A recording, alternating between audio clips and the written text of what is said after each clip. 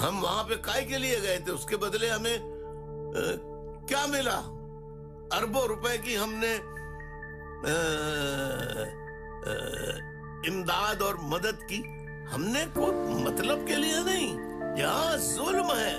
اسی طرح سے آپ میری پرانی تقاریر، آپ برمنگم کا آج سے 25 سال 27 سال پہلے میں نے جو خطاب کیا تھا اسی برطانیہ میں برمنگم کے یونیورسٹی میں، تو وہ خطاب آپ سن لیجئے، وہ موجود ہے۔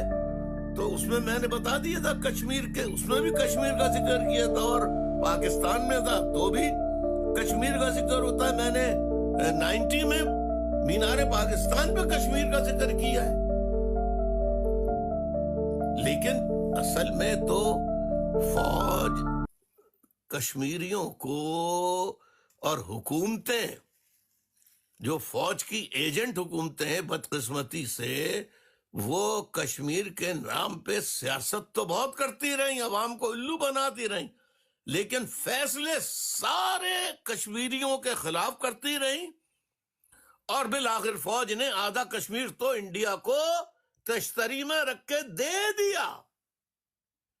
اب یہ باقی ماندہ کشمیر کو فوج، عوام نہیں، فوجی جرنیل کہ اس پہ قبضہ کر کے DHA میں تبدیل کر دیں پورے کشمیر کو،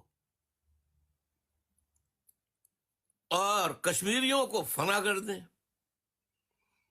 اب ظاہر ہے ہمارے ساتھ بھی یہی ہوا تھا۔ APMSO کیوں بنائی میں نے؟ کوئی میں اکیلا تو اردو اسپیکنگ مہاجر نہیں تھا نا، لاکھوں کروڑوں ہیں، کوئی اور نہیں آیا میدان میں، مجھے آنا پڑا۔ وہ دن ہے، آج 46 سال ہو گئے ہیں، مہاجر سے شروع کی، مظلوم پہ آیا، پہ پوری دنیا، پورے پاکستان میں یونٹس پھیلا دیے، اور جد و جہد کر رہا ہوں۔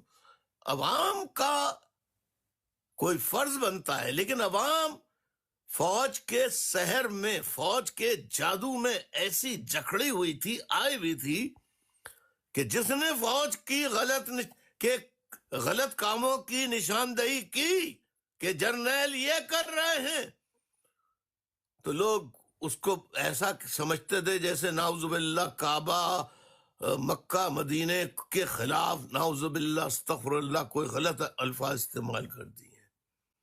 لیکن اب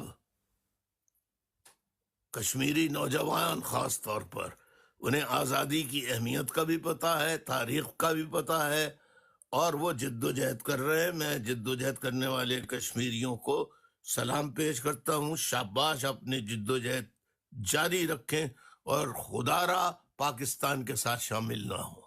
بہت شکریہ۔